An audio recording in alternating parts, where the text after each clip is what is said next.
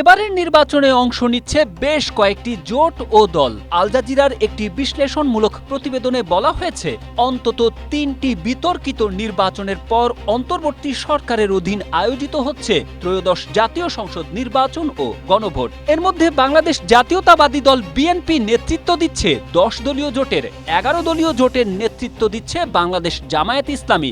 জামায়াতের নেতৃত্বাধীন জোটে রয়েছে জাতীয় নাগরিক পার্টি এনসিপি। এছাড়াও দুই প্রধান জোটের বাইরে জামায়াত নেতৃত্বাধীন জোট থেকে বেরিয়ে যাওয়া ইসলামী আন্দোলন বাংলাদেশ এবং আওয়ামী লীগের দীর্ঘদিনের মিত্র জাতীয় পার্টিও স্বতন্ত্রভাবে নির্বাচনে অংশ নিচ্ছে।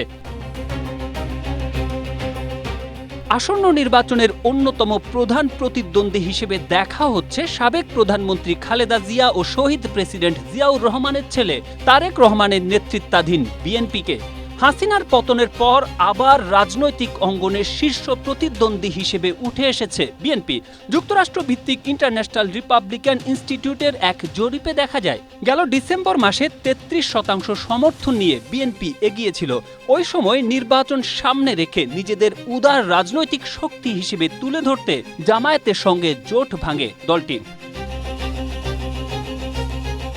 ২০০৯ থেকে ২০২৪ সাল পর্যন্ত শেখ হাসিনার শাসনামলে মুক্তিযুদ্ধের সময় সংঘটিত মানবতা বিরোধী অপরাধের দায়ে জামায়াতের ৫ শীর্ষ নেতার মৃত্যুদণ্ড কার্যকর করা হয়, দলটির নিবন্ধন বাতিল করা হয়। তবে ২০২৫ সালের জুনে সুপ্রিম কোর্ট সেই নিবন্ধন পুনর্বহাল করেন। তবে জামায়াতের পুনরুত্থান ঘিরে বিতর্ক রয়েছে। কেউ কেউ প্রশ্ন করছেন, বাংলাদেশ কি ইসলামপন্থী নেতৃত্বের জন্য প্রস্তুত? তাছাড়া দলটি ক্ষমতায় এলে নারী ও সংখ্যালঘুদের অধিকার খর্ব হওয়ার আশঙ্কা নিয়েও সমালোচনা আছে।